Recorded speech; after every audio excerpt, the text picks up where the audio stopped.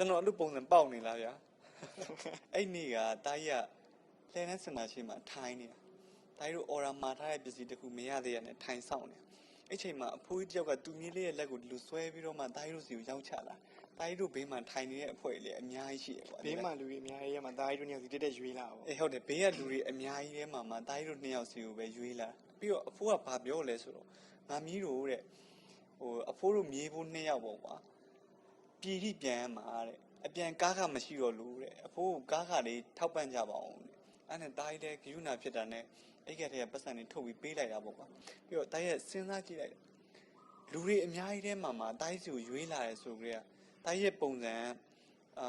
အင်မတန်မေတ္တာတရားကြီးမားတဲ့ပုံပေါက်နေလို့ကိုယ့်နဲ့ကိုထင်လိုက်တာဟောအားကြောင့်မေတ္တာတရားကြီးမားတဲ့ပုံပေါက်နေလို့တားကြီးစီကိုရွေးလာတယ်လို့တားရဲ့ထင်လိုက်တာအဲ့နဲ့တားရဲ့သိချင်တာနဲ့အဖိုးကိုမေးလိုက်တာအဖိုးလို့ဘေးမှာလည်းလူတွေအများကြီးရှိတယ်လို့ဘာလို့ကျွန်တော်စီကိုပဲရွေးပြီးတော့လာတောင်းတာလဲလို့မေးလိုက်တော့ကြတော့အဖိုးကဟဲ့အောင်နဲ့ဘေးကကောင်တွေကိုကြည်လိုက်တဲ့အကုန်လုံးကလဲလဲဝဲဝဲကောင်းနေကြိုင်းမယ်တဲ့ဥတူတူအတ္တတမပါဘူးတဲ့ဒီထဲမှာထိုင်နေတဲ့မှာဥတူတူအတ္တတဆိုလို့မင်းတို့နှစ်ယောက်ပဲရှိတာတဲ့အဲ့ဆိုတားကြီးနဲ့ကျွန်တော်နဲ့လေ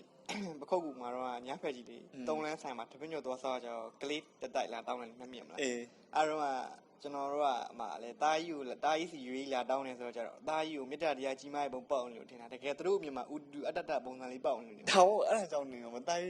ကြီးပုံစံဥတူတူအတ္တပုံစံလေးပေါက်နေလို့နေဟုတ်လားကျွန်တော်အဲ့လိုပုံစံပေါက်နေလားဗျာအဲ့ကြောင့်ကိုထင်တဲ့အထင်အမြင်နဲ့ကွာသူများတယောက်ရဲ့အထင်အမြင်နဲ့လုံးဝမတူညီနိုင်ဘူးတယောက်နဲ့တယောက်နဲ့အမြင်မတူနိုင်ဘူးနောက်တစ်ခုကဘာလဲဆိုတော့ဒီတိုင်းတို့ကိုထင်တဲ့အထင်အမြင်ပေါ့ perception နဲ့ reality နဲ့ကတူညီဖို့မလွယ်ကူဘူးဆိုတာကိုညီလေးတွေကိုသိသိချင်လို့ပါမဘိုင်